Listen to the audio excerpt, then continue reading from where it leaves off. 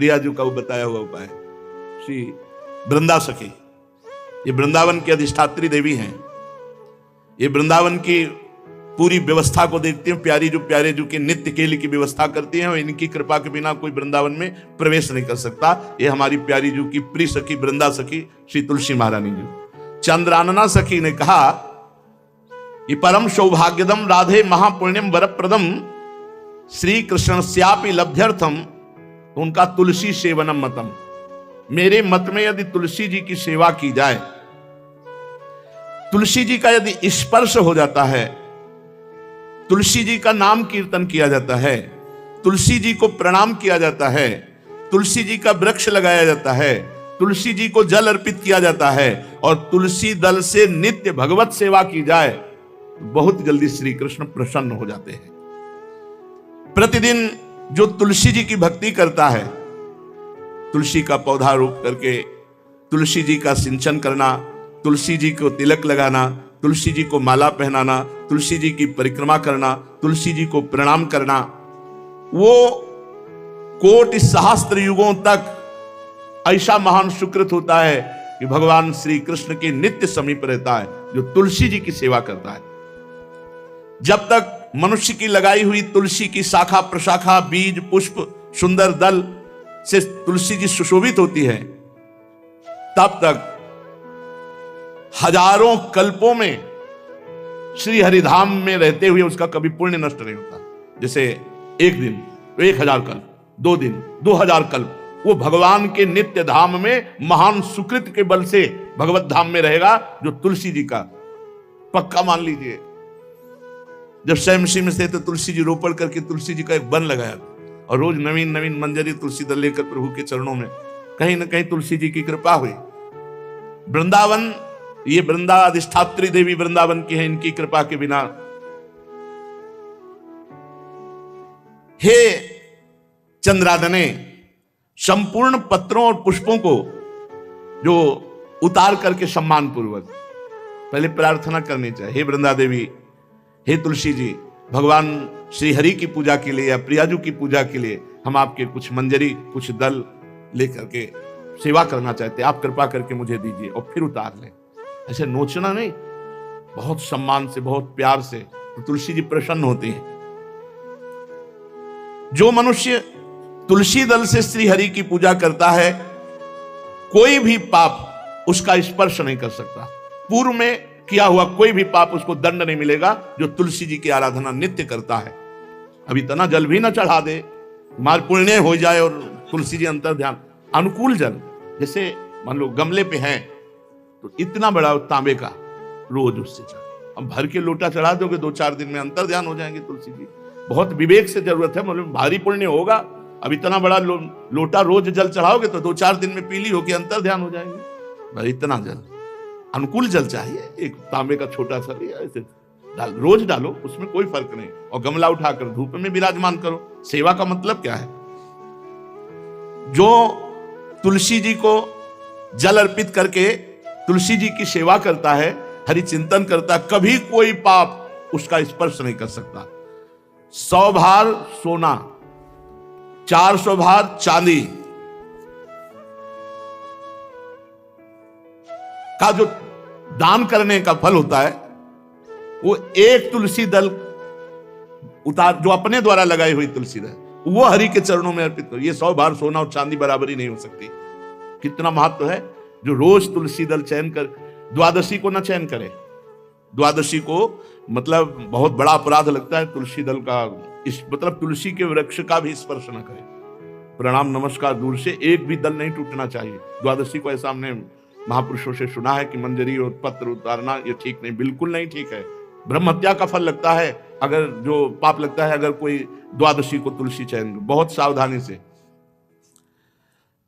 जिसके घर में तुलसी का बगीचा होता है, कई पौधे होते हैं, उसको कहीं तीर्थ जाने की जरूरत नहीं, उसका घर तीर्थ है जिसके घर में तुलसी के पौधे हैं। और यमराज कभी उस घर में किसी भी मरने वाले को लेने नहीं आएंगे जिसके घर में तुलसी। लगा लो भैया तुलसी लगा लो घर में, काहे कोई यमराज को आने दोगे? सबके घर में तुलसी है। कितना सुंदर पहले था।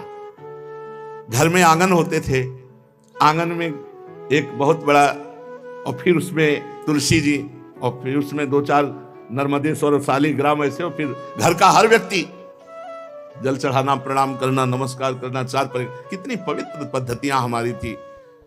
जब रसोई बने पहली गाय के लिए, फिर कुछ पक्षियों के लिए, फिर कोई संत महात्मा, कोई भिक्षु, ऐसा कितना पवित्र व्यवहार। यहाँ जैसे हमने देखा है, ये रसोई बन रही ना तो धुआं नहीं खत्म होने पाता, वो ही सब अपवित्र किए हुए हैं, राक्षसी बुद्धि आती चली जा रही। तुलसी जी, ये भागवती को वस्तु हमें लगता है बालकनी तो होती है, बढ़िया बालकनी में एक ऐसा उठाने धरने वाला स्टैंड लोहे का रखो कि तुलसी जी को विराजमान कर दो। जिसके घर में तुलसी जी विराजमान होती है उसके घर में यमराज कभी नहीं जाते। जो तुलसी जी का सेवन करता है उसकी सारी कामनाएं तुलसी जी पूर्ण कर देती है।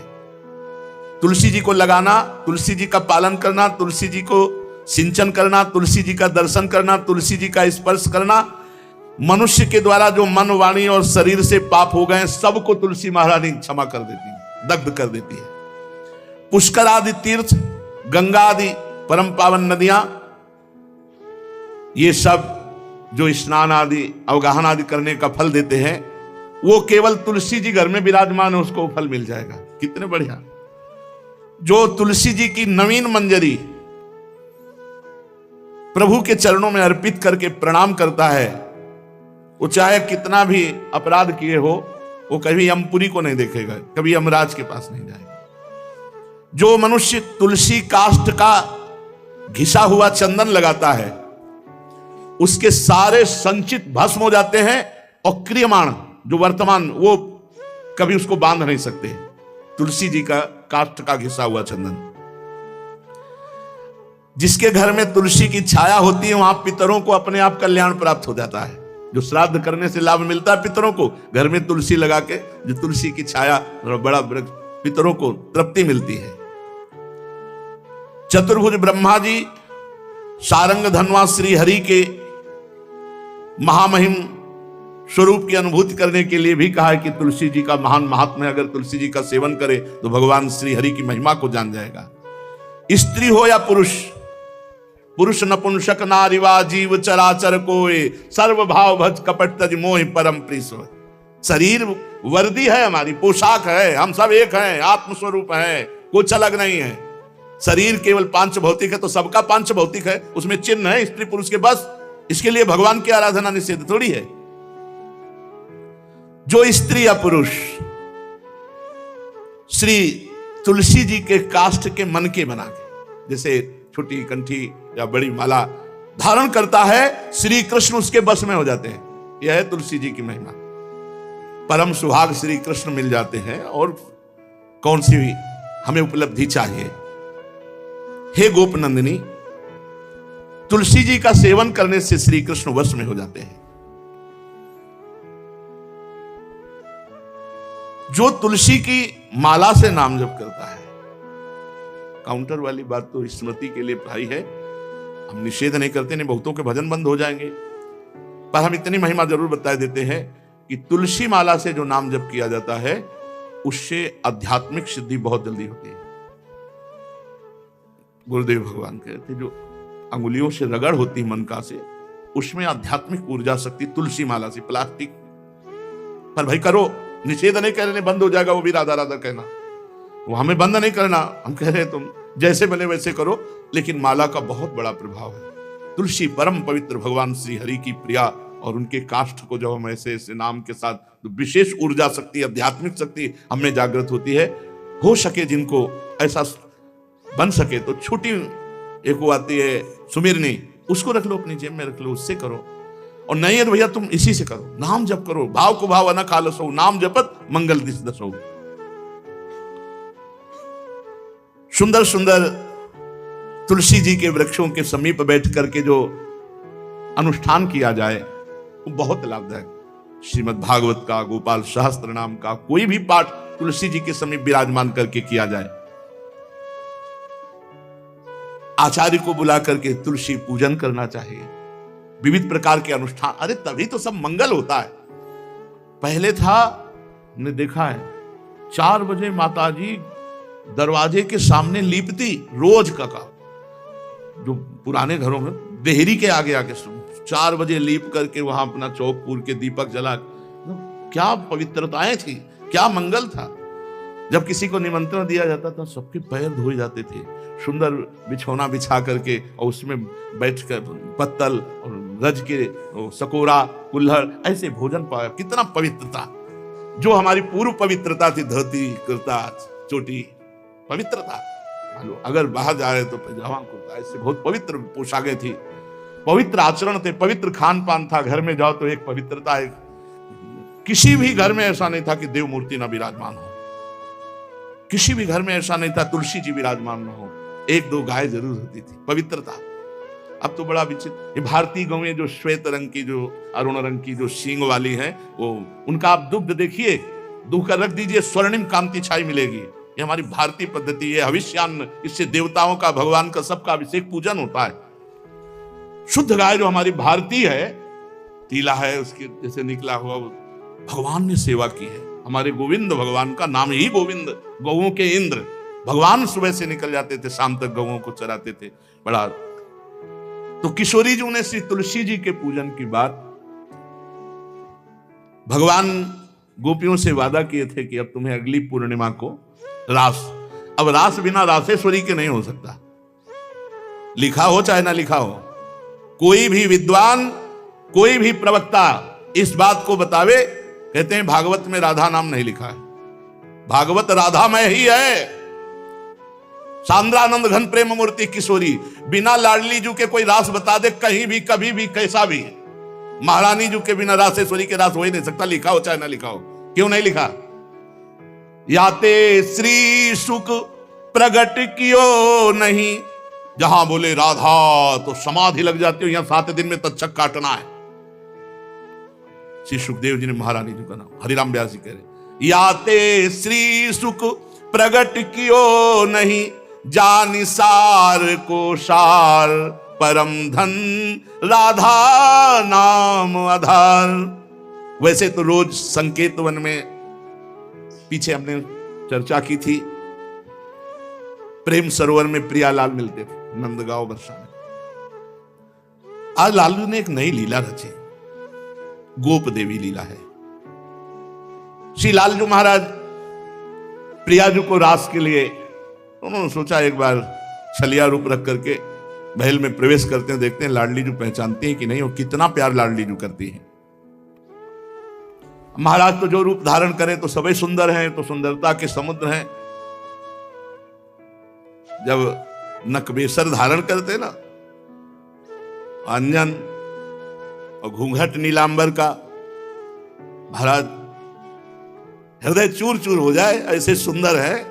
गोरी किशोरी भी चकोरी है जिनकी, नीलांबर धारण करके, और जिस समय लाली लगा के महाराज अपने राधा पी जी को कभी कभी जब आते हैं तो देखो ऐसा लगता है यार बलिहार है महाराज, जो रूप धारण करते सीधे हृदय पर प्रहार करते हो। प्रभु ने गोप देवी का रूप धारण किया, गोपांगना का। श्री चरणों में नूपुरों की झनकार, कटी में करधनी जिसमें क्षुद्र घंटिका लगी हुई हैं। अद्भुतम गोपिका रूपम चलत झंकार नूपुरम, किंकिणी घंटिका शब्द मंगुलीयक भूषितम। बड़ी दिव्य अंगूठियां धारण किए हुए अंगुलियों पे, कमर में करधनी जो रुंझुन रुंझुन, श्री चरणों में नूपुर, और रत्न कंकण केयूर मुक्ताहार विराजितम। कलाइयों में रत्न जटित कंगन, बीच बीच में चूड़ियां, कंगन, ऐसे बाजूबंद, कंठा, मोतियों के हार और शीश फूल, केशपास, बेणी रचना, नासिका में मोती की बुलाक, बेसर और अलकावली, घुंघराली अलकावली, श्याम वर्ण के केश। ऐसा रूप धारण किया जो देखे मुग्ध हो जाए। श्याम सुंदर को वृषभानु भवन की तरफ चले। खाई और परकोटों से युक्त वृषभानु भवन 4 दरवाजों से सुशोभित, प्रत्येक द्वार पर काजल के समान वर्ण वाले गजराज झूम रहे। राजभवन की बड़ी मनोहरता है। उस मंडप प्रांगण में वायु के समान वेग वाले घोड़ों से अंगरक्षक महल की रक्षा करने वाले चारों तरफ दौड़ रहे वृषभानु भवन में। और बड़ी ही सुंदर सुंदर गौएं धर्म धुरंधर बलवान सांड रमा रहे हैं। बहुत से गोपाल बंशी वेद धारण किए हुए उनको संभाल रहे हैं। वृषभानु जी का भवन क्या है, ऐसा लगता है कि विश्वकर्मा ने पूरी कला कौशल लगा दी।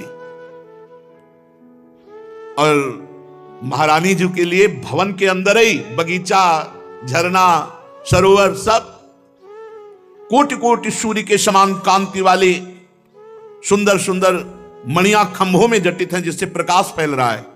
रत्न मंडित आंगन, बहुत से रत्न स्वरूप भूमि पे जटित हैं।